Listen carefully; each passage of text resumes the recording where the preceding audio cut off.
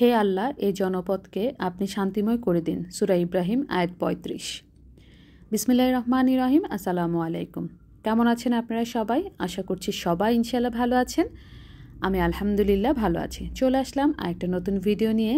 আর আজকের ভিডিও শুরুতে দোয়েল দিয়ে শুরু করতে চেয়েছিলাম। আমি চাইলে কী হবে, পাখিগুলো তো অনেক দুষ্ট, সব বুঝে গেছে। আমি আমার মোবাইলের ক্যামেরাটা অন করতে না করতে দেখলাম পাখিগুলো ফুরুত হয়ে কোথাও যেন চলে গেছে। অনেকগুলো পাখি এখানে ছিল, এখন দেখি মাত্র দু একটা আছে। তাদেরকে একটু আমার মোবাইলে বন্দি করার চেষ্টা করছি ক্যামেরার মাধ্যমে, কিন্তু কোনোভাবেই পারছি না। এরকম তো আমার প্রায়ই হয়, অনেক সুন্দর জিনিস বা যে জিনিসটা আমি ভিডিও করতে চাই সেটা যখন আমি ক্যামেরা অন করি তখন দেখি আর থাকে না। অনেক খোঁজাখুঁজি করার পর এই যে একটা দোয়েল পাখিকে দেখলাম এখানে বসে লেজটা নাড়াচ্ছে।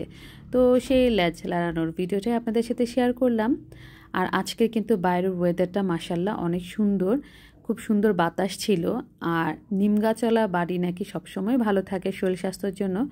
যদিও আমি জানলা খুলে এই নিম গাছের বাতাস উপভোগ করতে পারি না আমার লুলটুর জন্য, তারপরও এই সুন্দর স্নিগ্ধ বাতাস দেখে কিন্তু মনটা একদম ভরে যায়। এই জায়গাটা আমার পাশের বিল্ডিংয়ের একজনের, উনি ওনার সবজি তারপর হচ্ছে ওয়েস্টেজ যত পানি আছে এই বালতিতে রেখে দেয় এবং উনি এই গাছগুলোতে মাঝে মধ্যে এসে পানি এবং এই সবজি পচাগুলো দিয়ে যায়।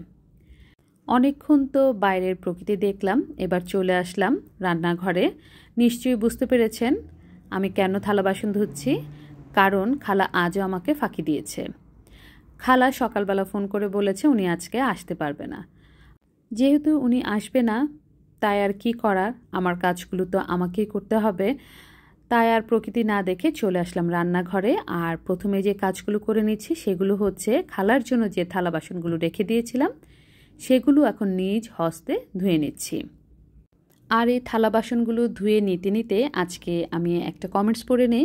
কমেন্টসটা আসলে আপু নাকি ভাইয়া সেটা বুঝতে পারিনি, কারণ ওনার লগতে আরবি লেখা আর ওনার যে ইউজার আইডি আছে সেইটা আমি সার্চ দিয়ে কোনো কিছুই পাইনি।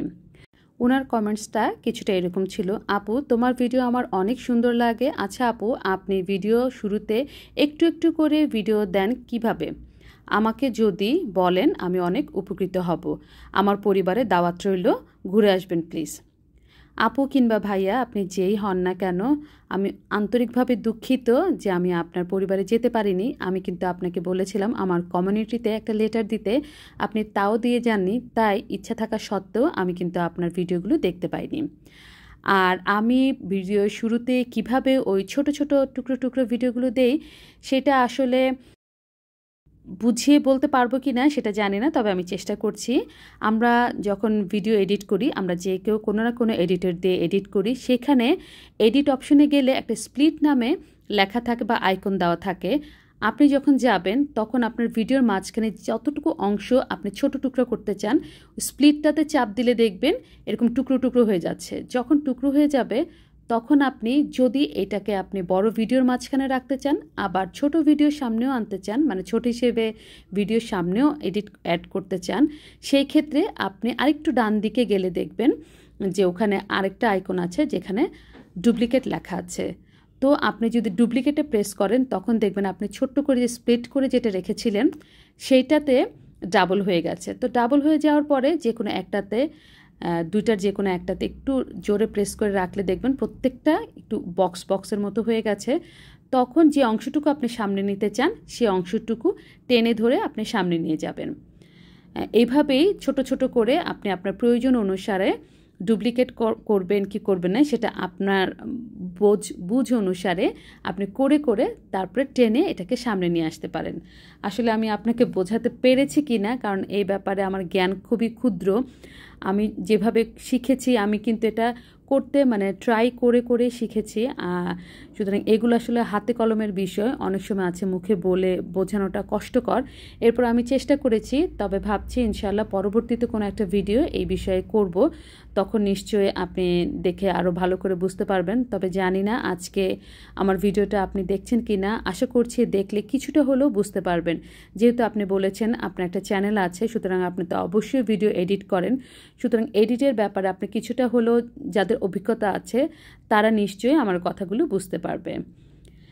তো এই কথা বলতে বলতে কিন্তু আমি এদিকে রান্নাঘর পুরোটাই গুছিয়েছি, সেই সাথে টেবিলও গুছিয়ে রেখে এসেছি। এখন চলে এসেছি রান্নাবান্না করতে। আজকে এই যে এখানে তেলাপিয়া মাছ নিয়ে এসেছে আর নিয়ে এসেছে মুরগি। তো এইগুলো পরিষ্কার করতে করতে অনেক টাইম হয়ে যাবে, এর জন্য আমি 2 চুলায় 2 আইটেম বসিয়ে দিয়েছি যাতে আমার সময়টা নষ্ট না হয়। আর বসিয়ে দিয়ে মুরগিগুলো ভালো করে পরিষ্কার করে এই যে বাহিরের বিড়ালের জন্য খাবারটা রেখে দিলাম। আর আমরা যে অংশটুকু খাবো বা যতটুকু খাবো মাছের, সে অংশটুকু এখানে একটু লবণ দিয়ে ভিজিয়ে রেখেছি। তেলাপিয়া মাছের এই যে পেটের অংশ আছে যে এখানে একটু কালো কালো হয়ে থাকে, এটা কিন্তু একটু জোরে ডলা দিলেই উঠে যায়। তো এগুলোকে ভালো করে ধুয়ে হালকা করে ভেজে নিব।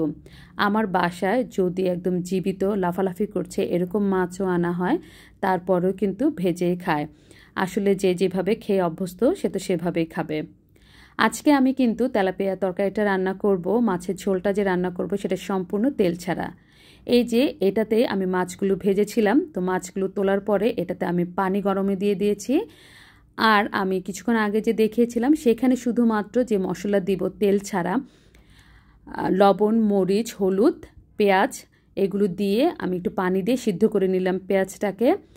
আর এখন এই যে মাছগুলো দেওয়ার পরে দেখেন মাছের গায়ে যে তেল ছিল সেটাতেই কিন্তু সুন্দর তৈলাক্ত হয়ে গেছে।